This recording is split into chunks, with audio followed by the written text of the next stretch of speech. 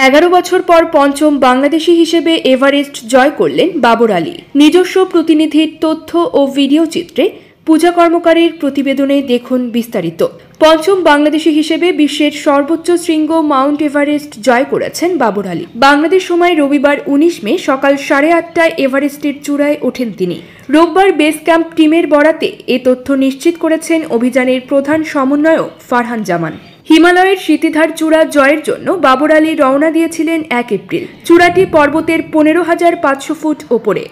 সকাল 8:30টায় সেখানে তিনি বাংলাদেশের পতাকা ওড়ান। তবে অভিযান কিন্তু এখনও শেষ নয়। বাবরের আসল লক্ষ্য শুধু এভারেস্ট নয়, সঙ্গে লাগোয়া পৃথিবীর চতুর্থ শীর্ষ পর্বত লোৎসেও।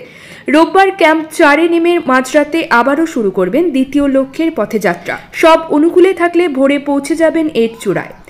এ লোৎসেতে ইতিপূর্বে কোনো বাংলাদেশি সামিট করেননি এবং কোনো বাংলাদেশি একই অভিযানে দুটি 8,000 শৃঙ্গ চড়েননি।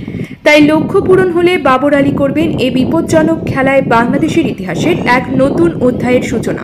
চলতি বছরের 1 এপ্রিল নেপালের উদ্দেশ্যে দেশ ছাড়েন বাবর আলী। পর্বতারোহণের প্রয়োজনীয় অনুমতি ও নানা সরঞ্জাম কেনার কাজ শেষ করে নেপালের রাজধানী কাঠমান্ডু থেকে লুকলার উদ্দেশ্যে রওনা দেন তিনি। সপ্তাহ খানিকের ট্রেকিং শেষে পৌঁছান এভারেস্টের বেস ক্যাম্পে। মূল অভিযান শুরু হয় এখান থেকেই। পর্বতের চূড়ায় উঠতে সময় লাগে 2 মাসের মতো। যাত্রা শুরুর আগে বাবর আলী জানান, বিশ্বের উচ্চতম শৃঙ্গ মাউন্ট এভারেস্টে জয় করা অনেকের স্বপ্ন। প্রতি বছর হাজারো পর্বতারোহী এভারেস্টের পথে হাঁটেন। কিন্তু এভারেস্টের চূড়ায় ওঠার পর একই সঙ্গে আরেক পর্বতশৃঙ্গ লোৎসে ওঠার চেষ্টা বাংলাদেশ থেকে আগে হয়নি। আমি সেই চ্যালেঞ্জটাই নিলাম, অর্থাৎ একই অভিযানে মাউন্ট এভারেস্ট ও চতুর্থ উচ্চতম পর্বত মাউন্ট লোৎসের চূড়ায় উঠব। চট্টগ্রাম মেডিকেল কলেজ থেকে MBBS পাশ করেছেন 33 বছর বয়সী বাবর আলী। এরপর শুরু করেছিলেন চিকিৎসা পেশা, তবে থিতু হননি। চাকরি ছেড়ে দেশ বিদেশ ঘোরার কর্মযজ্ঞ শুরু করেন।